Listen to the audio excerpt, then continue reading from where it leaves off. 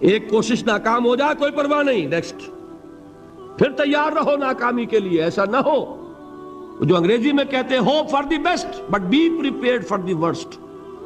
ایسا نہ ہو کہ دوسری مرتبہ ناکام ہو کے بددل ہو جاؤ، تمہاری ہمتیں جواب دے جائیں. نہیں، پہلے سے تیار رہو کہ دوسری مرتبہ بھی ناکامی آئے تو آئے، لیکن جب تک کہ کامیابی حاصل نہیں ہوتی ہمیں یہ کام کیے چلے جانا. دیکھیے سیرت میں آیا کہ نہیں یہ واقعہ؟ بدر میں مسلمانوں کو فتح ہوئی تو احد میں زک پہنچی کہ نہیں؟ 70 صحابہ شہید ہوئے کہ نہیں؟ اگر ان کی ہمتیں جواب دے جاتی تو گاڑی کیسے چلتی آگے؟ تو فرمایا وَلَنَبْلُوَنَّكُمْ بِشَيْءٍ مِّنَ الْخَوْفِ وَالْجُوعِ وَنَقْصٍ مِّنَ الْأَمْوَالِ وَالْأَنفُسِ وَالثَّمَرَاتِ.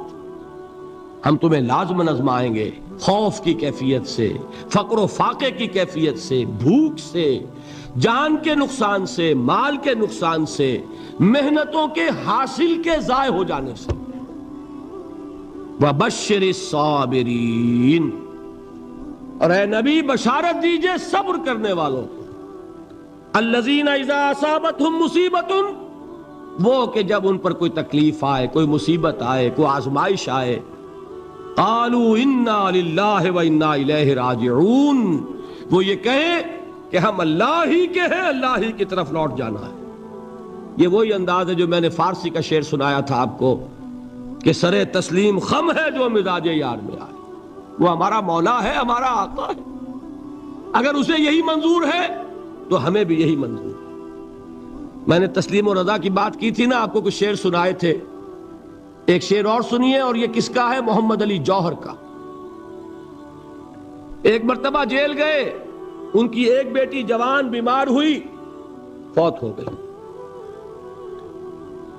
باہر چھوڑا انگریز نے، جاؤ بھائی دفن کر دو بیٹی کو.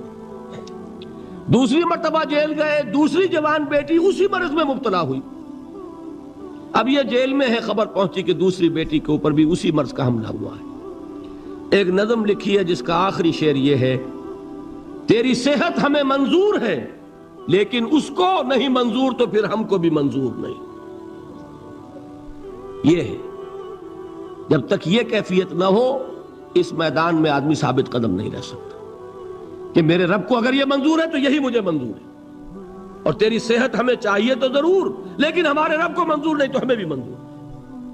راضی برضائے رب. وَبَشِّرِ الصَّابِرِينَ الَّذِينَ إِذَا أَصَابَتْهُمْ مُصِيبَةٌ قَالُوا إِنَّا لِلَّهِ وَإِنَّا إِلَيْهِ رَاجِعُونَ. نہ شود نصیب دشمن کے شود ہلاک تیغت، سر دوستہ سلامت کے تو خنجر آزمائی.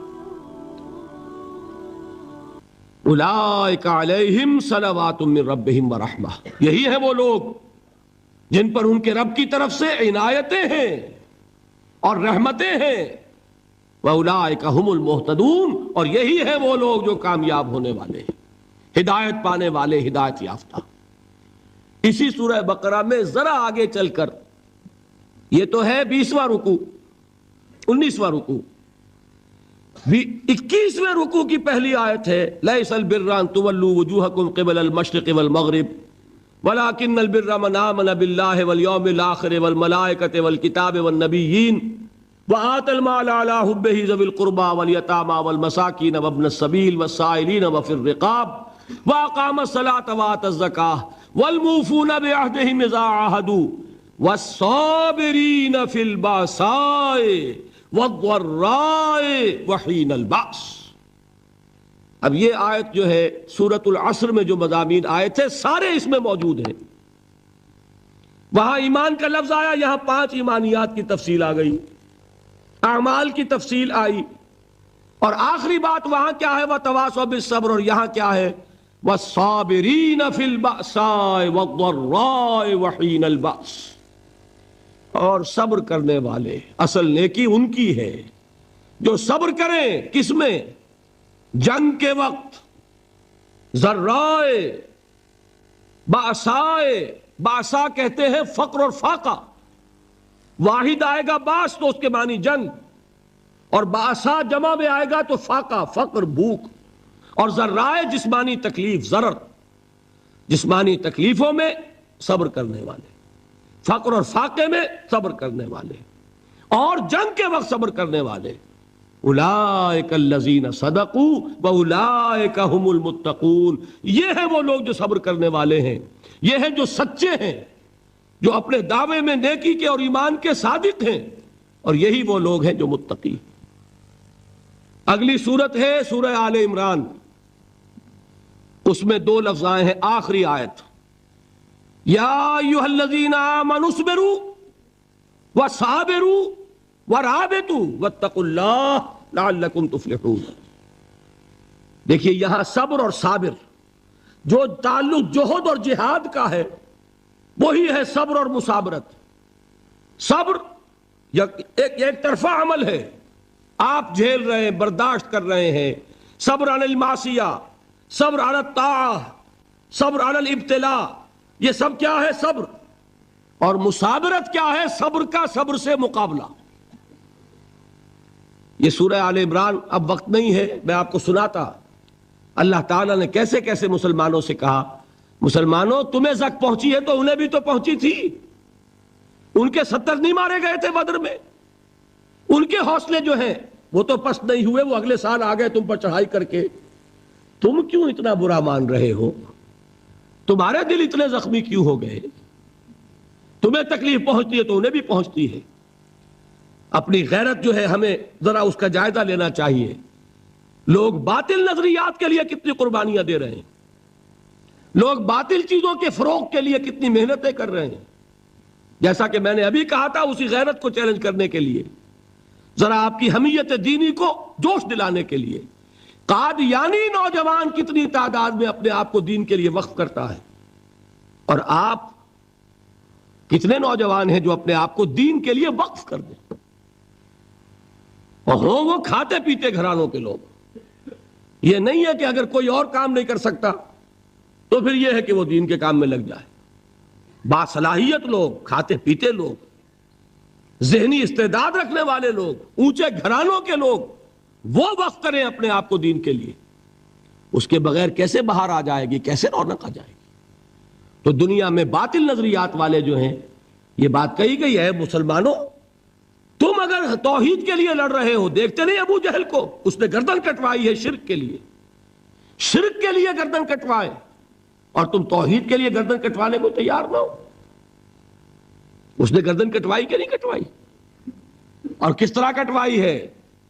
کیونکہ بڑا متکبر قسم کا، فرعون قسم کا شخص تھا، جب گردن کاٹنے لگے تو کہتا ہے ذرا نیچے سے کاٹنا، تاکہ جب تم نیزے کے اوپر چڑھاؤ میرے سر کو تو اونچا نظر آئے، معلوم ہو سردار کا سر ہے۔ وہ بدبخت مرتے ہوئے بھی جو اس کی کیفیت تھی نا، اس کو ذہن میں رکھیے۔ تو یہ اس لوگوں نے قربانیاں دی، جانیں دی، تو فرمایا اگر تم ان سے زیادہ قربانی نہیں دو گے، جو نوٹ کر لیجئے اس کو، مجرد اگر حق کو غالب کرنا اللہ کے ذمے ہو تو آنے واحد میں غالب کر دے گا، تمہیں تکلیف ہی دینے کی ضرورت نہیں۔ سمجھ رہے؟ کیا اللہ کے مقابلے میں کوئی باطل کی طاقت ٹھہر سکتی ہے؟ یہ تمہارے ایمان کا امتحان ہے، یہ تمہارے خلوص کی آزمائش ہے، یہ تمہارے امتحان کا ثبوت درکار ہے کہ اللہ تعالیٰ دیکھنا چاہتا ہے تم اس کے لیے اپنی جانیں قربان کرنے کو تیار ہو کہ نہیں، تم اس کے لیے تن من دھن لگانے کو تیار ہو کہ نہیں۔ اور یہ جان لو کہ اگر کفار اور مشرکین اور ملحدین اور باطل نظریات والے وہ جو کچھ قربانیاں اپنے باطل نظریات کے لیے دے رہے ہیں، ان سے زیادہ اگر تم نہیں دو گے تو حق غالب نہیں ہوگا۔ انہوں نے جو صبر کیا ہے اپنے باطل نظریات پر، اگر تم اس سے زیادہ صبر کا ثبوت نہیں دو گے اپنے اس حق پر تو حق غالب نہیں ہوگا۔ اس لیے فرمایا یا ایھا الذین آمنوا اصبروا وصابروا، نہ صرف یہ کہ صبر کرو بلکہ صبر میں اپنے دشمنوں سے آگے نکلو، ان کے صبر سے بڑھ کر صبر کرو۔ ورابطوا، مرابطہ کہتے ہیں چوکس رہنا، ہوشیار، پہرا دو، ایسا نہ ہو کہ دشمن جو ہے غفلت میں تمہارے اوپر کوئی حملہ جو ہے کر بیٹھے۔ واتقوا اللہ، اور اللہ کا تقوی اختیار کرو، لعلکم تفلحون، تاکہ تم فلاح پاؤ۔ یہ ہے حضرات تواصوا بالصبر۔ میں نے عرض کیا تھا ہر جگہ پر آپ کو چوٹی کی بات صبر ملے گا. آیت الکرسی، آیت البر جو میں نے آپ کو سنائی آخر میں، والصابرین فی الباساء والضراء وحین الباس. حامیم السجدہ، وما یلقاها الا الذین صبروا وما یلقاها الا ذو حظ عظیم. اس کے بغیر تو نہیں ہوگا. تھوڑ دلے لوگ، کم ہمت لوگ، عزیمت نہ رکھتے ہو، حوصلہ نہ رکھتے ہو، برداشت نہ رکھتے ہو، تحمل نہ کر سکیں، لالچ سے ڈگمگا جائیں. دیکھیے یہ بھی میں نے چونکہ بات کہی تھی، سن لیجئے سیرت سے. حضور صلی اللہ علیہ وسلم کے بارے میں جب مکے کے سرداروں کو یہ یقین ہو گیا کہ تشدد ہمارا فیل ہو گیا ہے، نہ محمد بدل ہوئے نہ ان کے ساتھی صلی اللہ علیہ وسلم ورضی اللہ تعالی عنہم اجمعین، تو انہوں نے دوسرا پاسا پھینکا. پہلا پاسا کیا تھا؟ استہزاء، تمسخر، مذاق، ڈیمورلائز کرو، نروس بریک ڈاؤن کرو، ان کا بیٹھ جائیں یہ پتاشے کی طرح. معلوم ہوا نہیں ہے تو کھڑے رہے. تو دوسرا وار، مارو، ستاؤ، تکلیفیں دو، بھوکا مارو، دہکتے ہوئے انگاروں پر لٹاؤ، ان کو ہلاک کرو. معلوم ہوا یہ حربہ بھی ناکام ہو گیا. ایک آدمی واپس نہیں پھرا. ایک شخص کو بھی ہم اپنے اس تمام پرسیکیوشن سے نہ توحید سے ہٹا سکے، نہ محمد سے برگشتہ کر سکے صلی اللہ علیہ وسلم. بلکہ مرض بڑھتا گیا جوں جوں دوا کی. ان کے اعتبار سے تو مرض تھا نہیں کہ وہ تو بات آگے بڑھ رہی. ہم نے جتنا دبایا، وہ جو کہا ہے کہ اتنا ہی یہ ابھرے گا جتنا کہ دبا دیں گے، تو ہمارا دباؤ جو ہے وہ ناکام ہو گیا. تو تیسرا بار آیا تھا. وہ کیا تھا؟ سفارت آئی ابو طالب کے پاس. دیکھو ابو طالب، تمہارا بھتیجا جو ہے وہ ہمارے معبودوں کو باطل ٹھہرا رہا ہے، ہم تنگ آ چکے ہیں. اگر تو اسے بادشاہت چاہیے، اگرچہ ہم کسی بادشاہت کے عادی نہیں ہیں، لیکن ہم اسے اپنا بادشاہ بھی مان لیں گے. اگر اسے دولت چاہیے، وہ اشارہ کرے، ہم سیم و زر کے انبار اس کے قدموں میں لگا دیں گے. اور کہیں نکاح کرنا چاہے، اشارہ کر دے، جس اونچے سے اونچے گھرانے میں وہ چاہے گا قریش کے، ہم اس کی شادی کر دیں گے. تینوں ہی لالچ ہے نا دنیا میں. ویسے تو زر، زن، زمین، آپ کے ہاں یہ تین زے مشہور ہیں. زر، زن، زمین. زمین کو اقتدار سمجھ لیجئے، قوت سمجھ لیجئے، دبدبا سمجھ لیجئے. زن، زر اور حکومت، تینوں پیشکشیں انہوں نے کی. دیکھیے یہ ہوتے ہیں مرحلے تحریکوں کے لیے بہت ہی نازک. نبی کے لیے تو خیر کوئی امکان نہیں تھا. غیر نبی ہو تو سوچے گا نا، یہ بادشاہ بنا رہے ہیں، بادشاہ بنو، اس وقت تھوڑا سا کمپرومائز کر لو، پھر ہاتھ میں قوت آ جائے گی تو پھر سب ٹھیک کر لیں گے. اگرچہ کبھی ٹھیک نہیں ہوتا، وہ ٹھیک ہوتا ہے اسی پروسیس سے جو محمد الرسول اللہ نے اختیار کیا. یہ تمام ٹیمپٹیشنز ہوتی ہیں، راستے سے بھٹکانے کی کوشش، کہ دباؤ سے نہیں مانے تو یہ لالچ جو ہے یہ انہیں ہٹائے. کیا جواب تھا حضور کا صلی اللہ علیہ وسلم؟ چچا نے جب بات کی ہے، انہیں براہ راست تو حضور سے بات کرنے کی ضرورت نہیں ہوئی تھی، ابو طالب کے واسطے سے بات کی ہے. چچا نے جب بات کی ہے آ کر، حضور نے فرمایا چچا جان اگر وہ میرے داہنے ہاتھ میں سورج اور بائیں میں چاند رکھ دیں تب بھی میں یہ کام نہیں چھوڑ سکتا. تو عزیمت میں نے کہا تھا، صبر کیا ہے؟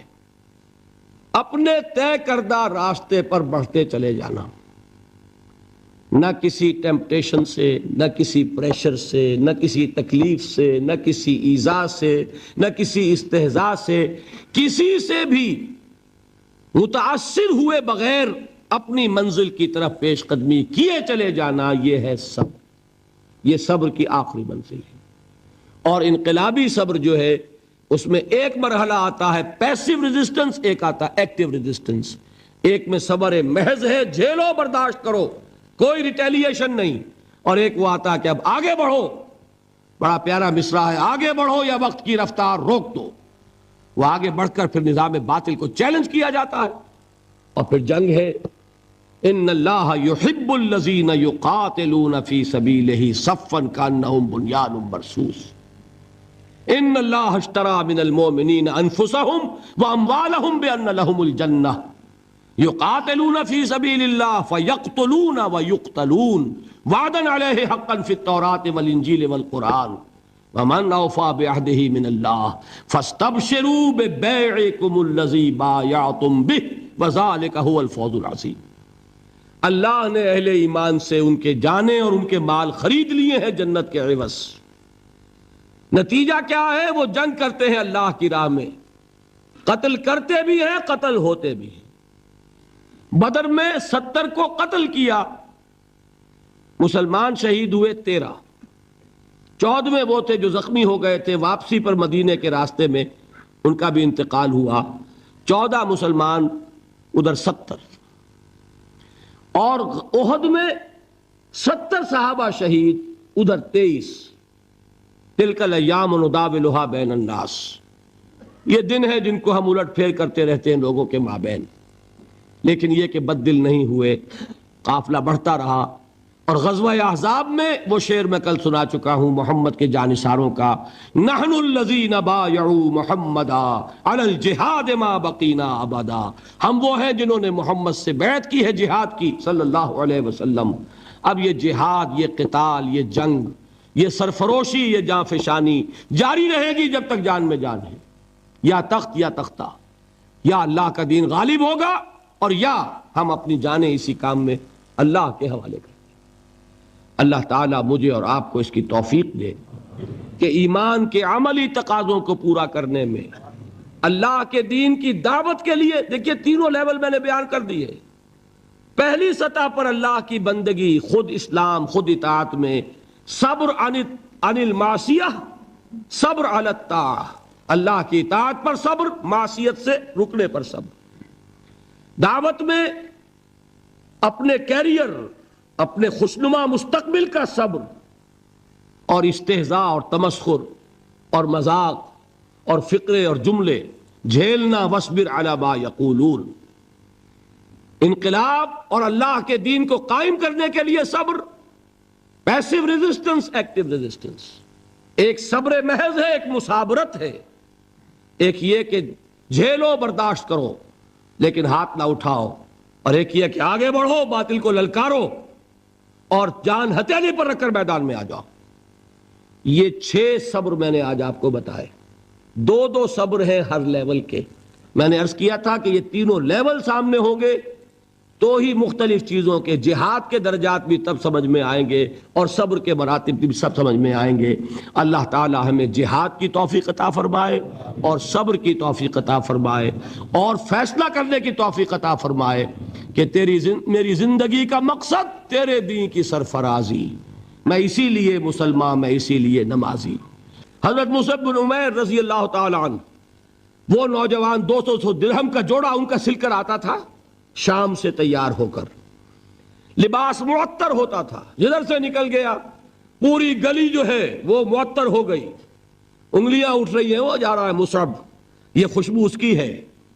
اس مصعب کے ساتھ کیا سلوک کیا؟ باپ تو مر چکا تھا، ماں نے پالا تھا، دولت بہت چھوڑ کر گیا تھا باپ، لہذا ماں نے بڑے ناز و نام میں پالا، بڑے لاڈ پیار میں، 200 درہم کا جوڑا تیار ہو رہا۔ لیکن یہ کہ آپ کو معلوم ہے عرب کے اس معاشرے میں عورت کی کوئی حیثیت نہیں تھی، ماں کا اختیار نہیں تھا، چچا تھا اب سربراہ خاندان کا۔ چچا نے کہا مصعب اگر تم نے اپنے باپ کا دین چھوڑ دیا ہے تو باپ کی دولت پر بھی تمہارا کوئی حق نہیں ہے، نکل جاؤ گھر سے۔ اس نے یہ سوچا تھا کہ مصعب کے ہوش ٹھکانے آ جائیں گے، دن میں تارے نظر آ جائیں گے، ناز و نام میں پلا ہوا، گھر سے نکل کے جائے گا کہاں؟ یہ سارا نشہ جو ہے توحید کا یہ حیران ہو جائے گا۔ حضرت مصعب کا جواب بالکل برعکس تھا، اچھا ٹھیک ہے چچا جان، میں گھر چھوڑتا ہوں۔ وہی بات جو کبھی کہی تھی ابراہیم نے، باپ نے کیا کہا تھا؟ واجرنی ملیہ، جاؤ چلے جاؤ، دفع ہو جاؤ میری نگاہوں سے۔ حضرت ابراہیم نے کیا جواب دیا تھا؟ سلام علیک ساستغفر لک ربی انہ کان بی حفیہ۔ اچھا ابا جان، آپ کا حکم یہی ہے تو میں چلتا ہوں، آپ پر سلامتی ہو، میرا رب مجھ پر بڑا مہربان ہے، میں اس سے آپ کے لیے استغفار کروں گا۔ چل دی یہی جو ہے حضرت ابراہیمی کی نسل ہے نا قریش. آج ابراہیم کے ایک بیٹے کے ساتھ وہی معاملہ ہو رہا ہے مصعب کے ساتھ, اور مصعب چلنے کے لیے تیار ہو گئے.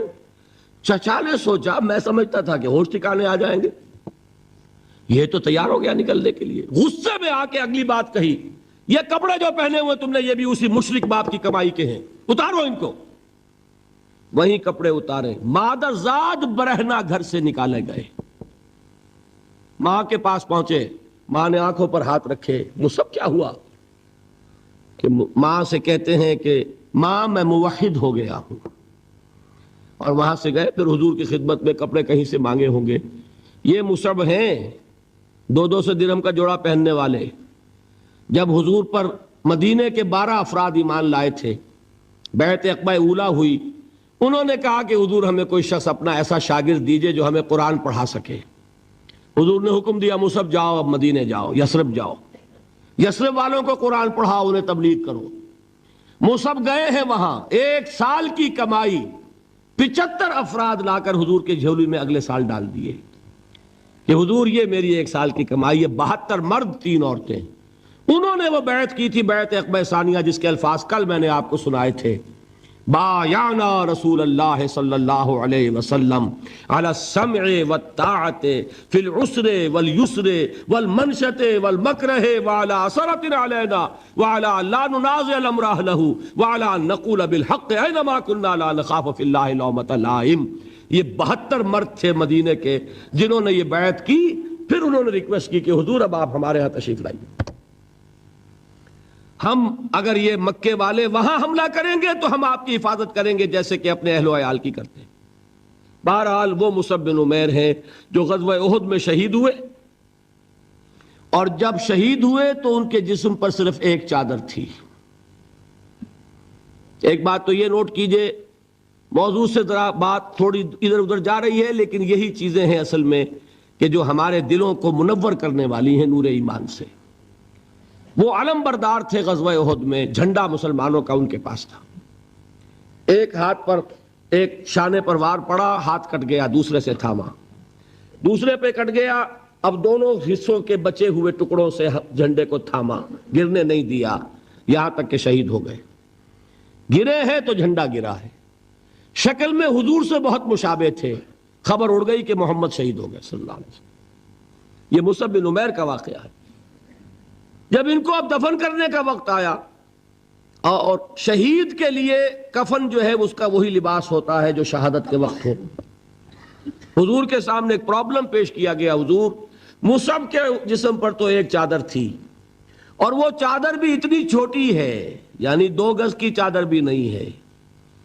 اس سے اگر سر ڈھانپتے ہیں مصعب کا تو پیر کھل جاتے ہیں, پیر ڈھانپتے ہیں تو سر کھلتا ہے. کیا کریں؟ حضور نے فرمایا سر ڈھانپ دو چادر سے اور پیروں پر گھاس ڈال دو.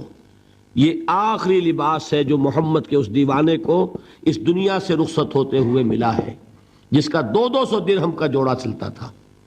یہ ہے صبر. برداشت کیا کہ نہیں کیا؟ تو یہ جان لیجئے, میں جو بات فلسفے کی سمجھانا چاہتا تھا وہ یہ جو پیسیو ریزسٹنس ہے 8 سال جو رہی ہے کہ تمہیں ماریں, تمہیں تکلیفیں پہنچائیں, تم پر جو بھی آئے جھیلو, برداشت کرو, تمہیں ہاتھ اٹھانے کی اجازت نہیں. اصل میں انقلابی عمل میں یہ بہت فیصلہ کن چیز ہے. اس کی وجہ کیا ہے؟ دیکھیے, اگر شروع ہی سے انقلابی لوگ وائلنٹ ہو جائیں گے تو ظاہر بات ہے وہ تو تھوڑے ہوتے ہیں, گنتی کے ہوتے ہیں. جو نظام قائم ہے اس کے پاس طاقت بہت ہوتی ہے, اس نظام کو اخلاقی جواز حاصل ہو جائے گا ان کو کچل دینے کا, ختم کر دینے کا. اب جب کہ وہ ہاتھ نہیں اٹھا رہے تو اخلاقی جواز تو نہیں ہے نا. اب اگر مارا جا رہا ہے تو عوام الناس کی دلی ہمدردیاں ان کے ساتھ ہوتی چلی جاتی ہیں. یہ امیہ ابن خلف نے بلال کو آج اتنا مارا, اتنا مارا, اتنا مارا. کیوں مارا؟ کیا بلال نے کوئی چوری کر دی تھی؟ نہیں بھائی. کیا کوئی اور گستاخی کی تھی اپنے آقا کی؟ نہیں. کہیں معاذ اللہ اس نے اپنے آقا امیہ ابن خلف کی بیٹی کے اوپر تو کوئی نہیں ہاتھ اٹھا دیا تھا؟ نہیں. تو کیا وجہ ہوئی؟ بس صرف یہ وجہ ہے کہ وہ ایک اللہ کو مانتا ہے اور محمد پر ایمان لے آیا صلی اللہ علیہ وسلم۔ بتائیے اس کا کیا اثر ہوگا؟ یہ خباب بن الارت پیشے کے لحاظ سے لوہار تھے۔ سوچئے ایک زندہ انسان کو دہتے ہوئے انگاروں پر لٹایا جا رہا ہے، ان انگاروں سے کھال جلی، کمر کی چربی پگھلی، اس پگھلنے والی چربی سے وہ انگارے ٹھنڈے پڑے، یہ سب کچھ جھیل رہا ایک شخص۔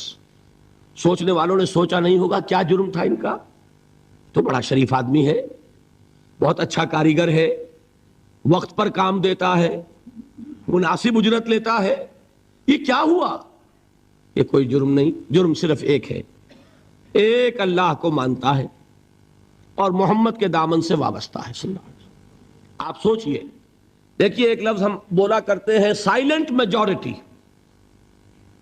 واقعہ یہ ہے کہ کسی بھی معاشرے میں میجورٹی ہمیشہ سائلنٹ رہتی ہے، وہ سائلنٹ اسپیکٹیٹر ہوتی ہے، دیکھتی رہتی ہے کیا ہو رہا ہے۔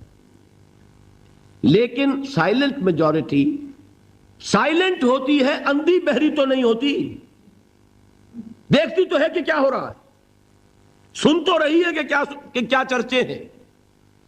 اب جب وہ دیکھتے ہیں کہ کچھ شریف لوگ ہیں، بڑے ہی اعلیٰ اخلاق والے لوگ ہیں، ان پر تشدد ہو رہا ہے، انہیں مارا جا رہا ہے، انہیں ستایا جا رہا ہے، ان پر کوڑے برس رہے ہیں، انہیں دیکھتے ہوئے انگاروں پر لٹایا جا رہا ہے، ان کا کوئی جرم نہیں، کوئی ان کی خطا نہیں، سوائے اس کے کہ ایک اللہ کو مانتے ہیں، انہوں نے کسی کو نقصان نہیں پہنچایا، انہوں نے کسی کا بال بیکا نہیں کیا، انہوں نے کسی پر دست درازی نہیں کی، وہ تو دعائیں دے رہے ہیں انہیں۔ اس کا نتیجہ کیا نکلتا ہے؟ اندر ہی اندر سائلنٹ میجورٹی کنورٹ ہوتی ہے، وہ جرت تو نہیں ہوتی کہ برملا اعلان کریں، لیکن دل ان کے بدل رہے ہیں۔ اور آپ کو معلوم ہے ایک مصرع بڑا پیارا ہے، جو دلوں کو فتح کر لے وہی فاتح زمانہ۔ یہ دل فتح ہو رہے تھے اس وقت، یہ 8 برس میں محمد صلی اللہ علیہ وسلم قریش کے دل فتح کیے، چاہے وہ ایمان نہیں لائے، لیکن اندر سے انہیں نظر آ رہا تھا کہ کون کیا ہے۔ یہ ہے پیسو ریزسٹنس، یہ ہے صبر محض۔ انقلابی عمل میں، اقامت دین کی جد و جہد میں پہلا مرحلہ یہ ہے صبر کا۔ دوسرا مرحلہ کیا ہے؟ جب اتنی قوت ہو گئی کہ اب آپ کو اندازہ ہے کہ اب آپ اس باطل نظام کے خلاف اقدام کر سکتے ہیں۔ دیکھیے ریولوشنری پروسیس کسے کہتے ہیں؟ پہلے ایک انقلابی نظریہ، اس کی اشاعت ہوگی، جو لوگ اس کو قبول کریں گے انہیں آرگنائز کیا جائے گا، ایک پارٹی کی شکل دی جائے گی، پھر ان کی تربیت ہوگی، جیسا انقلاب لانا ہے ویسی تربیت کرنی ہوگی۔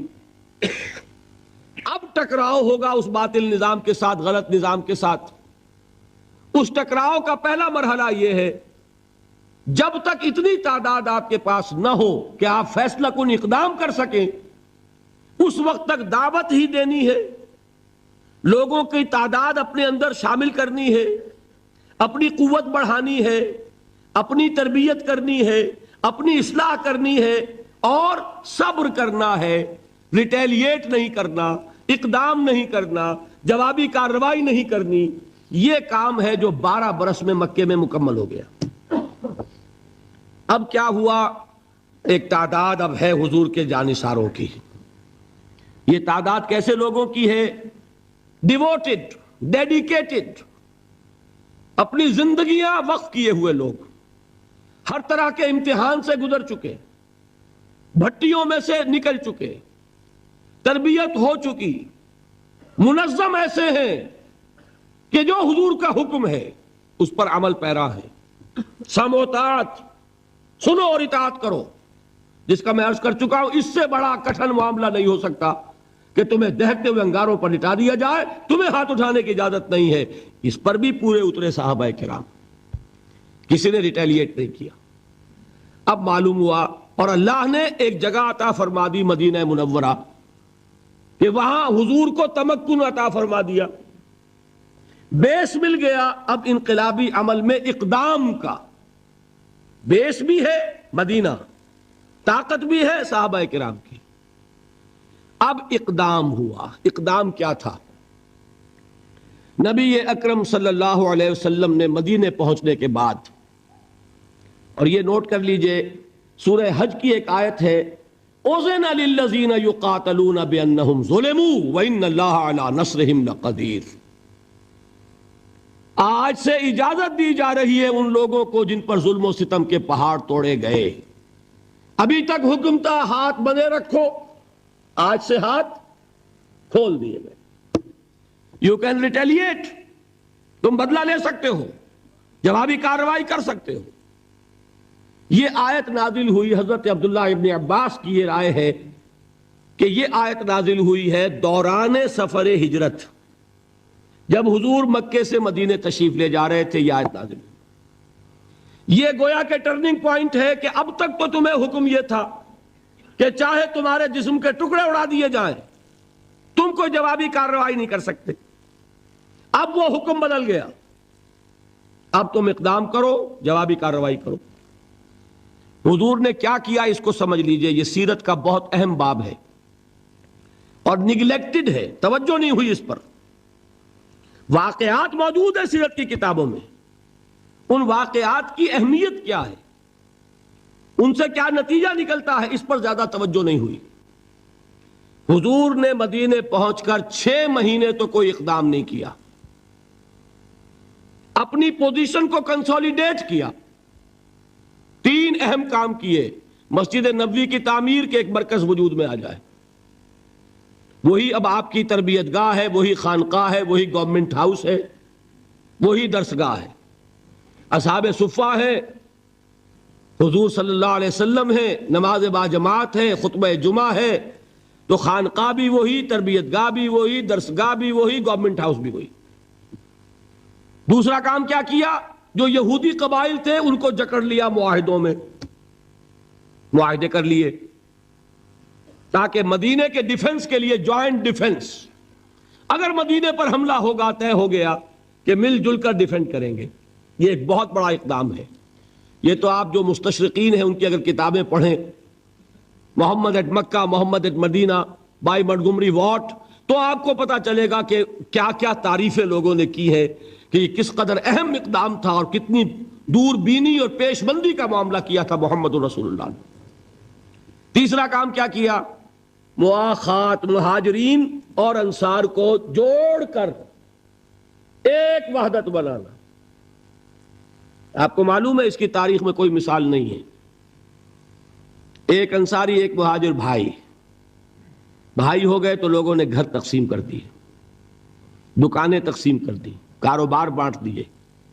یہاں تک واقعہ ملتا ہے کہ ایک انصاری صحابی اپنے مہاجر بھائی کو گھر لے گئے، فرمایا یہ میری 2 بیویاں ہیں، ان میں سے جو تمہیں پسند ہو اشارہ کر دو، میں ابھی طلاق دے دوں گا تاکہ تم ان سے شادی کر لو۔ میں یہ برداشت کرنے کو تیار نہیں کہ میرے گھر میں 2 بیویاں ہوں اور میرے بھائی کا گھر جو ہے وہ آباد نہ ہو۔ کوئی مغالطہ آپ کو نہ ہو جائے، کوئی غلط دلیل اس سے آپ نہ لیں۔ اس وقت تک پردے کا حکم نہیں آیا تھا، پردے کا حکم بعد میں آیا، وہ سن 5 میں آیا، 6 میں آیا، سورہ نور میں، سورہ احزاب میں۔ یہ تو 5 اور 6 کی صورتیں ہیں۔ یہ واقعہ ہو رہا ہے سن 1 ہجری میں، تو ابھی پردے کا حکم تھا نہیں، پردہ اس معاشرے میں تھا نہیں۔ گھر لے گئے سیدھے، یہ 2 بیویاں ہیں اور ان میں بھی چوائس تمہارا، جو تم پسند کرو۔ یہ 3 کام ہے انٹرنل کنسولیڈیشن، اور اس کے بعد آپ نے اب چھاپا مار دستے بھیجنے شروع کر دیے۔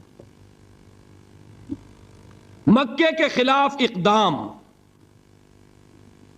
وہ اقدام کیا ہے؟ جدید اصطلاح میں بات سمجھا دوں گا۔ 2 کام: political isolation of Quraysh and economic blockade of Mecca. حضور تشریف لے گئے، ایک قبیلے سے آپ نے معاہدہ کر لیا، وہ قبیلہ یا تو پہلے حلیف تھا قریش کا، اب حلیف ہو گیا محمد کا صلی اللہ علیہ وسلم۔ قریش کی آئسولیشن ہو رہی ہے اور حضور کی قوت بڑھ رہی ہے، یا یہ کہ ان کا بھی معاہدہ ہو گیا، ان کا بھی ہو گیا، تو نیوٹرل تو ہو گیا نا۔ یہ ہے پولیٹیکل آئسولیشن آف قریش. اور اکنامک بلاکیڈ کیا ہے؟ قریش کا کیا تھا ذریعہ معاش؟ تجارت. تجارتی قافلے کہاں جاتے تھے؟ شام. وہ راستہ گزرتا تھا بدر کے پاس سے، اور جاتے تھے یمن. وہ راستہ گزرتا تھا طائف ہو کر. حضور نے دونوں پر دستے بھیجنے شروع کر دیے. He proved his military presence on the caravan routes of Quraysh. بات سمجھ رہے؟ اور ایک جو اس میں خاص طور پہ لشکر بھیجا آپ نے، وہ نخلا بھیجا. نخلا ایک وادی ہے، آپ حضرات اگر کبھی گئے ہو تو مکے سے جب طائف کی طرف جاتے ہیں تو درمیان میں وادی آتی ہے، وادی نخلا. اب آپ اندازہ کیجئے کہاں مدینہ، وہاں سے ایک لشکر کیا چھوٹا سا دستہ، 12 افراد، ایک چھوٹا سا چھاپا مار دستے تو ایسے ہی ہوتے ہیں چھوٹے، وہ لشکر تھوڑا ہی ہوتا ہے. حضرت عبداللہ ابن جہش اس کے کمانڈر، انہیں ایک سیلڈ لیٹر دیتے ہیں حضور، مہر لگا ہوا، کہ مدینے سے 2 دن کی مسافت پر باہر نکل کر پھر کھولنا اس کو، اور جو اس میں لکھا ہوا ہے انسٹرکشنز جو ہے کیری آؤٹ کرو. اتنی سیکریسی.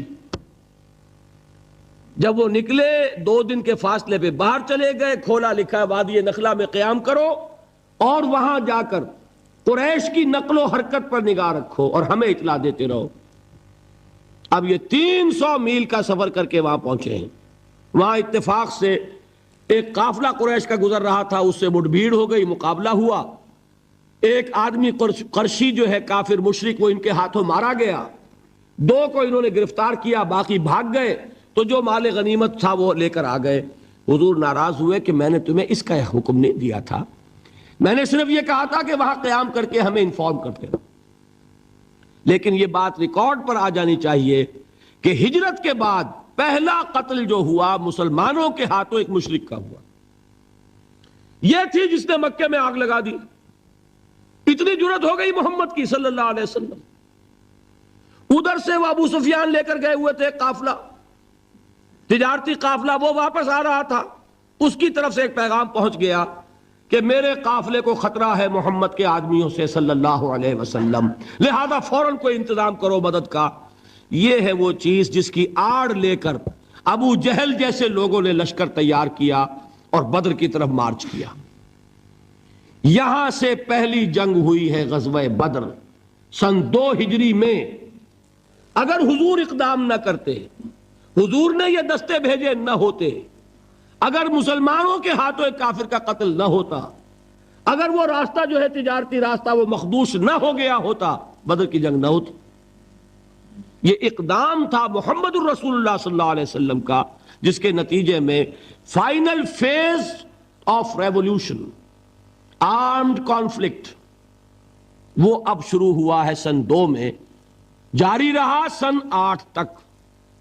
اندرون ملک عرب یہ 6 سال ہیں. ان 6 سالوں میں غزوہ بدر، غزوہ احد، غزوہ احزاب، یہ سارے غزوے ہو گئے. پھر فتح مکہ، پھر یہ کہ غزوہ حنین، طائف کا محاصرہ. سن 8 تک یہ معاملہ مکمل ہو گیا. جاء الحق وزهق الباطل ان الباطل کان زہوقا. جب یہ فیز شروع ہوا ہے تو یہ آیتیں نازل ہوئی جو میں نے سنائی تھی آپ کو، یا ایھا الذین آمنوا استعینوا بالصبر والصلاۃ. اے مسلمانوں، اہل ایمان، مدد حاصل کرو. اب جو نیا فیز شروع ہو چکا ہے تمہاری جد و جہد کا. یہ مدنی آیت ہے نا، مدنی صورت ہے. وہ جد و جہد کا دور جو تھا مکی، وہ کچھ اور تھا، یہ کچھ اور ہے. اس میں تو اب تمہیں آگے بڑھنا ہے، کفر پر اور شرک پر حملہ آور ہونا ہے، اقدام کرنا ہے، چیلنج کرنا ہے. فاستعینوا بالصبر والصلاۃ. مدد حاصل کرو کس سے؟ صبر سے اور نماز سے. ان اللہ مع الصابرین. جان لو کہ اللہ تعالیٰ صبر کرنے والوں کے ساتھ ہے. وَلَا تَقُولُوا لِمَنْ يُقْتَلُ فِي سَبِيلِ اللَّهِ أَمْوَاتٌ. اور ہرگز نہ کہو اسے جو اللہ کی راہ میں قتل ہو جائے کہ وہ مردہ ہے. بل احیاء ولکن لا تشعرون، نہیں، وہ زندہ ہے لیکن تمہیں ان کا شعور نہیں ہے۔ اور سنیے اب یہ آیت اہم ترین ہے صبر کے موضوع پر۔ وَلَنَبْلُوَنَّكُمْ بِشَيْءٍ مِّنَ الْخَوْفِ وَالْجُوعِ وَنَقْصٍ مِّنَ الْأَمْوَالِ وَالْأَنفُسِ وَالثَّمَرَاتِ وَبَشِّرِ الصَّابِرِينَ، اور دیکھو ہم تمہیں آزمائیں گے، وَلَنَبْلُوَنَّكُمْ، ہم لازماً آزمائیں گے تمہیں، بِشَيْءٍ مِّنَ الْخَوْفِ، خوف کی کیفیت طاری کر کے، والجوع، بھوک، فقر اور فاقہ، ونقص من الاموال، مالی نقصان، والانفس، جانی نقصان، والثمرات، اور ثمرات، پھلوں اور میووں کا نقصان۔ میرے نزدیک یہاں پر ثمرات کا مفہوم ایک اور بھی ہے۔ ایک تو صاف تھا کھجور کی فصل تیار ہے، غزوہ تبوک جانے کا حکم مل گیا، کون اتارے گا؟ اور کھجور وقت پر اتری نہیں، برباد ہو جائے گی۔ یہ ہو رہا ہے نا میووں کا نقصان۔ اور میرے نزدیک یہاں یہ بھی ہے، بسا اوقات بہت سی محنتوں کا نتیجہ انسان دیکھتا ہے کہ ضائع چلا گیا، میں نے 10 سال محنت کی، حاصل کوئی نہیں نکلا۔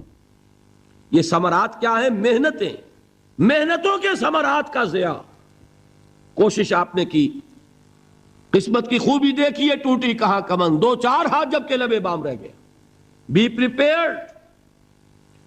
ایک شاعر کے یہ اشعار ہیں، وہ کمیونسٹ تھا، میں نام بھی نہیں لیتا، لیکن یہ کہ یہ اسی انقلابی، چونکہ ان کا بھی ایک انقلابی نظریہ ہے، انقلابی عمل میں یہ سارے مراحل آتے ہیں۔ کوئی سیٹ بیک آیا فرض کیجئے، کوئی ناکامی ہو گئی، تو اپنے ساتھیوں کو دل بندھانے کے لیے یہ فصل امیدوں کی ہمدم اس بار بھی غارت جائے گی، سب محنت صبحوں شاموں کی اب کے بھی اکارت جائے گی۔ میرے نزدیک یہ ثمرات کا جو لفظ یہاں آیا ہے، وَنَقْصٍ مِّنَ الْأَمْوَالِ وَالْأَنفُسِ وَالثَّمَرَاتِ، سب محنت صبحوں شاموں کی اب کے بھی اکارت جائے گی۔